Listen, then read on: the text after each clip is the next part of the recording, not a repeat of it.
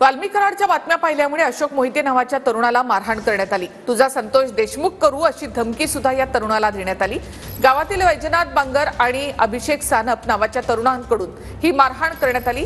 हे दोन्ही तरुण बीड हत्या प्रकरणातील प्रमुख आरोपी कृष्णा आंधळे याचे मित्र आहेत।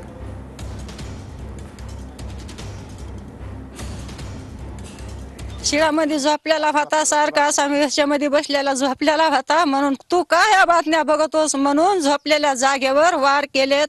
टांबीनं मारलंय, कोयतेनं मारलंय, टांबी कोयतं मारलंय, मारून असा जागेवर पाडवा पाडून हे केला, या डोक्यात मारून मजाक करूस फाडाय तिने। तू काय या बातम्या बघतोस म्हणून शिनी वाल्मिक कराडच्या का बातम्या बघतोस, देशमुख का बघतोस तू म्हणून। ते दुकानात बसलेला होता, झोपलेला होता, ते मोबाईल बघत होता। मोबाईल बघता बघता तू काय ह्या बातम्या ऐकतोस म्हणून त्याला वार कोयतेने मारलं। त्याला दोघ जण होते मारहाण करणारे। कुठल्या गावाचे होते, काय नाव आहे त्यांची? गावातली वैजनाथ बांगर, अभिषेक सानप हे दोघ जण होते। सुरेश धस यांनी हा मुद्दा मुख्यमंत्र्यांपर्यंत न्यावा, कारण ते बाहुबली मुख्यमंत्री असं धस साहेब म्हणतायत।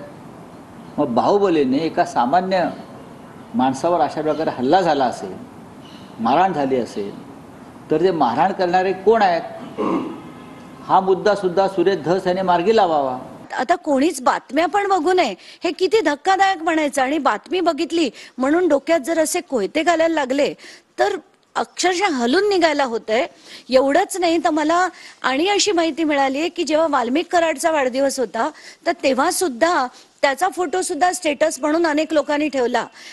त्यांची माणसं आहेत, त्यांची गँग आहे, ती ते तर करणारच आहेत।